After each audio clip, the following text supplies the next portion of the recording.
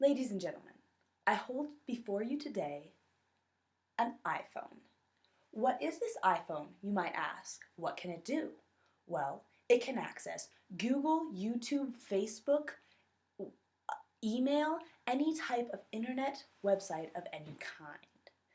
Now, I would also like to inform you that there are people who would like to restrict the amount of exposure we have of the television towards our youth. But now, may I ask you the question, is that really necessary when our youth has access to this? Some people claim that it is the job of the government to take over television restrictions so that we can protect our children, because children spend countless amount of hours of the day in front of the television, and what monkey see, monkey do. What they see on TV is what they go out and what they do. And this can be very negative towards a child's sexual life, because they could take unsafe actions in their future lives and take wrong directions. But the fact of the matter is it really the government's job to take care of our children in this way? Is it not the job of the parents to restrict the amount of television or what TV programs a child should watch? In that case, is it the job of the government to prohibit certain amounts of obscenity on television? The FCC, Federal Communications Commission, already controls a big portion of that. They're not allowed to show obscene things, or what they define as obscene, from certain hours of the day. From 8 a.m. to 10 a.m. they are not allowed to show obscene things. And they already have a definition for obscene. However, there are some people who think that it's necessary to change the definition of obscene to make it easier for a child to watch and not be scarred or not be affected by these things. But is it really the job of a government or of FCC to restrict this? Or is it the parents' job? Also, if we do this, would this not be restricting our First Amendment rights of freedom of speech and freedom of press? How can we do this to our nation? We'd be taking a step back.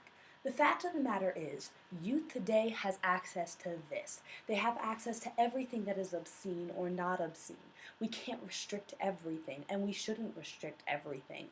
The fact of the matter is, youth needs to be able to learn to grow on its own and see all these and realize that these obscene things are in the world and teach themselves to guard themselves from it. And I know it's hard as young people, but the fact of the matter is it's not the government's job to take over how a young person is brought up.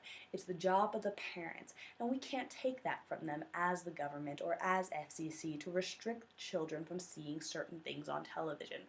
So with that, I'd like to tell you all that we really shouldn't cut back on what we show on television, what we call obscene. We shouldn't need to redefine it as FCC.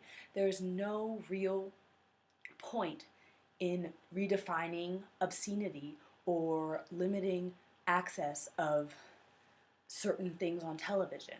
The fact of the matter is, children are going to see things, perhaps by accident, on occasion. But it's not the government's job to restrict that. It's not the government's job to protect them. There are different ways that parents can protect their children.